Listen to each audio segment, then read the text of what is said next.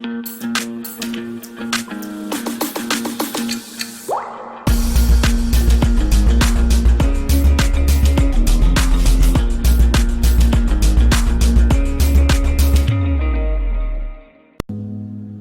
guys will find that you have passions, and having a passion is a gift.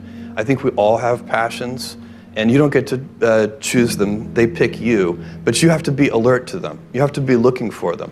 And when you find your passion, it's a fantastic gift for you because it gives you direction, it gives you purpose. You can have a job, or you can have a career, or you can have a calling.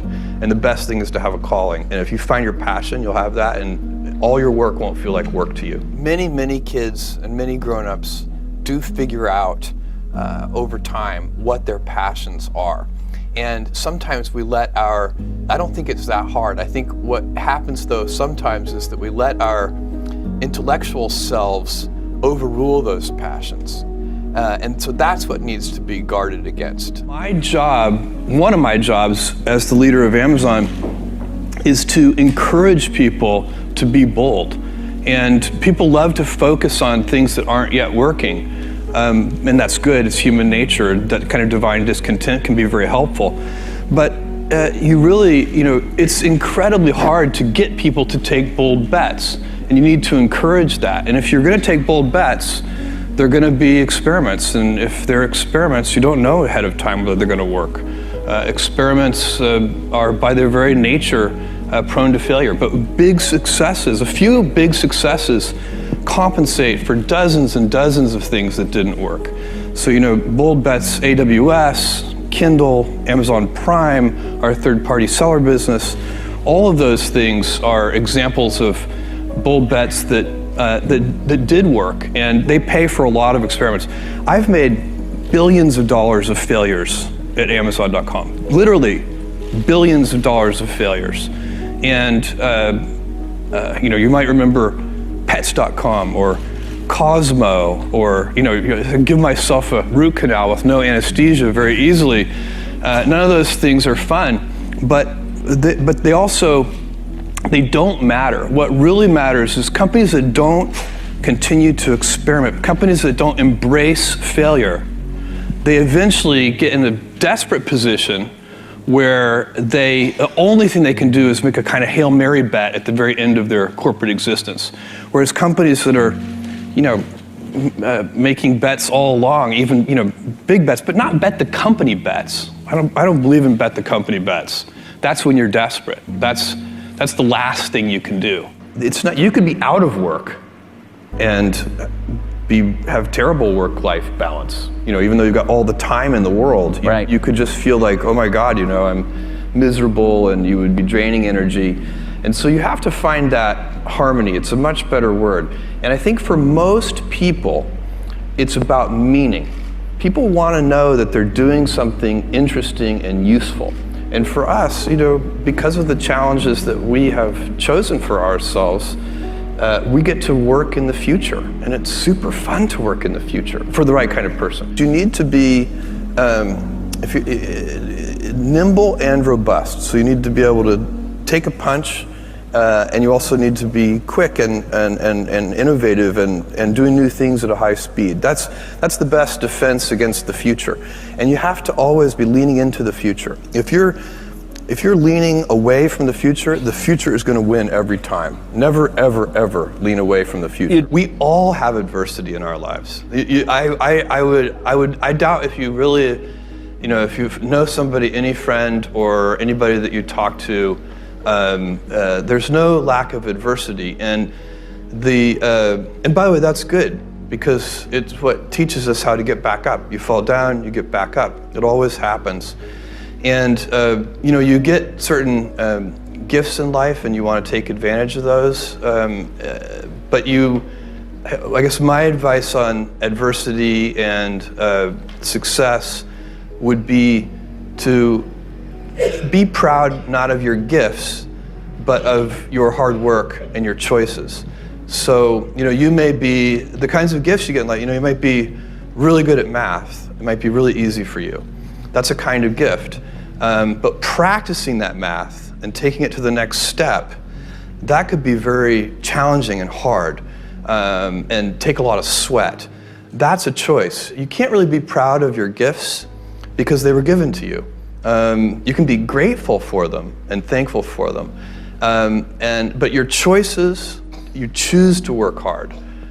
You choose to do hard things. Those are choices that you can be proud of. Being an inventor requires, because the world is so complicated, you have to be a domain expert. I mean, in a way, even if you're not at the beginning, you have to learn enough so that you become a domain expert. But the danger is once you become a domain expert, you can be trapped by that knowledge. And so inventors have this paradoxical ability to have that 10,000 hours of practice and be a real domain expert and have that beginner's mind. Have that look at it freshly, even though they know so much about the domain. And that's the key to inventing. You have to have both. And I think that is intentional. I think all of us have that inside of us, and we can all do it, but you have to be intentional about it. You have to say, yeah, I am going to become an expert, and I'm going to keep my beginner's mind. You can't skip steps. You have to put one foot in front of the other. Things take time. There are no shortcuts, and but you want to do those steps with passion and ferocity. It's easy to have ideas. It's very hard to turn an idea into a successful product. There are a lot of steps in between, and it takes persistence, relentlessness. So I always tell people who are, who think they want to be entrepreneurs, you need a combination of stubborn relentlessness and flexibility. And you have to know when to be which. And basically you need to be stubborn on your vision, because otherwise it'll be too easy to give up. But you need to be very flexible on the details, because as you go along pursuing your vision, you'll find that some of your preconceptions were wrong, and you're going to need to be able to change those things. So I think taking an idea successfully all the way to the market and turning it into a real product that people care about and that really improves people's lives is a lot of hard work. Don't try to chase what is kind of the hot passion of the day. I think we actually saw this, I think you see it all over the place in many different contexts, but I think we saw it in the internet world quite a bit, where at the sort of peak of the sort of internet mania in, say, 1999, you found people who were very passionate about something. They kind of left that job and decided, I'm going to do something in the internet, because it's it was almost like the the 1849 gold rush in a way. I mean, you find that people, if you go back and study the history of the 1849 gold rush, you find that at that time everybody who was within shouting distance of California was, they might have been a doctor, but they quit being a doctor and they started panning for gold. And that almost never works.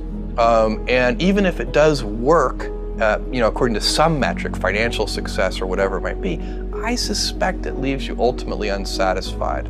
So you really need to be very clear with yourself.